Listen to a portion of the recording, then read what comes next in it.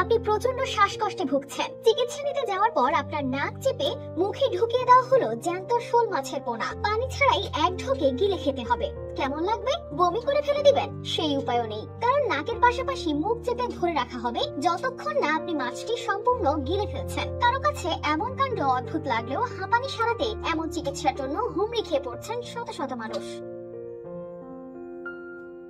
1-2 বছর নয়, 178 বছর ধরে এইভাবে হাঁপানির চিকিৎসা চলছে ভারতের দক্ষিণের শহর হায়দ্রাবাদে। প্রতি বছর একটি নির্দিষ্ট দিনে তেলেঙ্গানার নামপল্লী এলাকায় হাজার হাজার মানুষ জড়ো হন শুধু এই ফিশ মেডিসিন নিতে। তারা লাইনে দাঁড়িয়ে থাকেন ঘন্টার পর ঘন্টা, হাতে শুধুমাত্র একটি ছোট্ট মোরেল মাছ পাওয়ার জন্য, যাকে বাংলায় বলা হয় শোল মাছ। এই মাছের মুখে আগে থেকে ঢুকানো হয় হলুদ রঙের এক বিশেষ ভেষজ পেস্ট। তারপর সেই মাছ মুখে ঢুকিয়ে দেওয়া হয়, তাও এক ঢুকে গিলে ফেলতে হয় পানি ছাড়াই। স্থানীয়রা একে বলেন ফিশ প্রসাদম। তাদের বিশ্বাস এই নড়তে থাকা মাছটা নাকি শ্বাসনালীর জমে থাকা পাপ পরিষ্কার করে দেয় আর ভেষজ মিশ্রণ ভেতরে গিয়ে কাজ করে।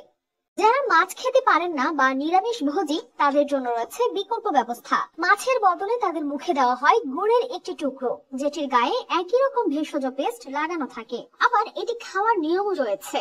ওষুধ খাওয়ার 1 ঘন্টা আগে কিছু খাওয়া যাবে না, আর এটি খাওয়ার অন্তত 30 মিনিট পর কিছু খাওয়া বা পান করা যাবে না। এছাড়া শুধু এই একবার মাছ বা গুড় খাইয়ে দিয়েই কাজ শেষ হয় না। যারা এই চিকিৎসা নেন তাদের 45 দিনের জন্য দেওয়া হয় বিশেষ শুকনো ভেষজ ট্যাবলেট, যেটি প্রতিদিন খেতে হয়।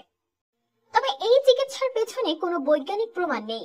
ডাক্তাররা একে ছদ্ম চিকিৎসা বললেও যারা নিয়মিত আসেন তারা বলেন তাদের সত্যি উপকার হয়েছে। এই ওষুধ বিনামূল্যে দিয়ে থাকেন বাথিনী হরিনাথ গৌড় পরিবার। তাদের দাবি 1845 সালে এক সাধু তাদের পূর্বপুরুষকে এই ফর্মুলা দেন। তখন থেকেই শর্ত ছিল এই ওষুধের জন্য কোনোদিন টাকা নেওয়া যাবে না। জ্যোতিষীদের হিসাব অনুযায়ী প্রতি বছর দিনটি নির্ধারিত হয় আর চিকিৎসা সম্পূর্ণ করতে টানা 3 বছর এই রীতিতে অংশ নেওয়ার পরামর্শ দেওয়া হয়। বলা হয় যারা একবার শুরু করেন তারা পরের বছর নিজেরাই আবার ফিরে আসেন, এই আশায় এবার বুঝি মিলবে আরো খানিকটা নিঃশ্বাসের স্বস্তি।